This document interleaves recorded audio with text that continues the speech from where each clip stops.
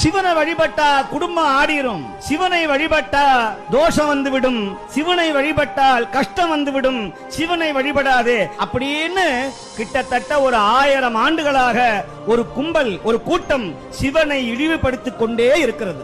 ஆனால் ஒரு பக்கம் இந்த பக்கம் இழிவு பண்ணுச்சுன்னா, ஒரு பக்கம் நீங்க என்னைக்குமே இந்த தியரியில எதை நீங்க அடிக்கடி விமர்சனம் பண்றீங்களோ அதை தான் அடிக்கடி போய் பார்ப்பான். எதை நீ பார்க்காதேன்னு பிளாக் பண்றீங்களோ அதைத்தான் நம்ம ஆளு போய் அதுக்குள்ள என்னையா இருக்குன்னு பார்ப்பான். நீங்க சிவனை வழிபடாதேன்னு சொன்ன ஒரு கூட்டத்தினால இன்னைக்கு உலகெங்கிலும் அடியார் திருக்கூட்டம், உழவார பணி, திருக்கைலாய வாத்தியம் வாசிக்கிற மெய்யடியார்கள், ஆணடியார்கள், பெண்ணடியார்கள், திருநங்கை போன்றவர்கள் கூட இன்னைக்கு மார்பல ருத்ராட்சத்தை அணிந்து கொண்டு வீதியில சிவசிவா சிவசிவா என்று கதறிக்கொண்டிருக்கிறார்களே, அந்த நிலையை உருவாக்கியவன் நம்முடைய பெருமானும் நம்முடைய நால்வர்களும் அருபான்மை நாயன்மார்களும் தான்.